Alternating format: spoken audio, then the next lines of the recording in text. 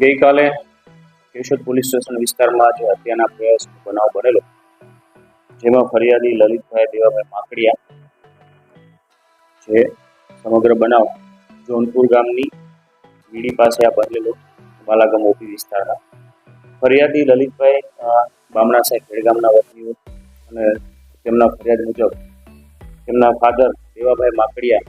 કોઈ કામથી છે જ્યારે બપોરના સમયે ઝઘડો રિક્ષામાં બેસીને પરત આવેલા હોય તેવા સમયે આરોપી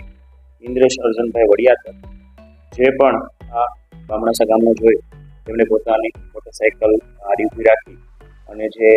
ફરિયાદીના પિતા છે દેવાભાઈ, તેમના પર લોખંડના પાઇપ વડે હુમલો કરેલો. તેમના બંને હાથ અને પગને ફ્રેક્ચર કરે, ત્યારબાદ માથાના ભાગે છરી વડે હુમલો કરે અને જીવલેણ ઈજાઓ પહોંચાડેલ અને તેમને જાનથી મારી નાખવાના ઈરાદા કરેલ હોય. હાલ ફરિયાદીના પિતા સિવિલ હોસ્પિટલમાં સારવાર હેઠળ હોય અને આરોપીને કેશોદ પોલીસ દ્વારા ધરપકડ કરવામાં આવેલ છે. આરોપી ઇન્દ્રેશ અર્જુનભાઈ વડિયાકર, જે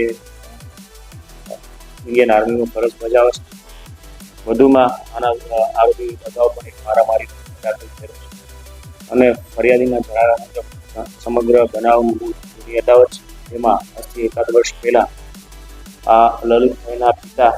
એટલે કે ભોગ બનનાર દેવાભાઈ માકડિયા આરોપી ઇન્દ્રેશ વડિયાકરના ફાધર અર્જનભાઈ વિરુદ્ધ છે મારામારી બાબતે કેશોદ પોલીસ સ્ટેશનમાં જે ગુનો દાખલ કરાવેલો, તે બાબતે કોર્ટમાં સમાધાન કરી લેવાનું, ફરિયાદ પાસે પૂછી લેવાનું કહી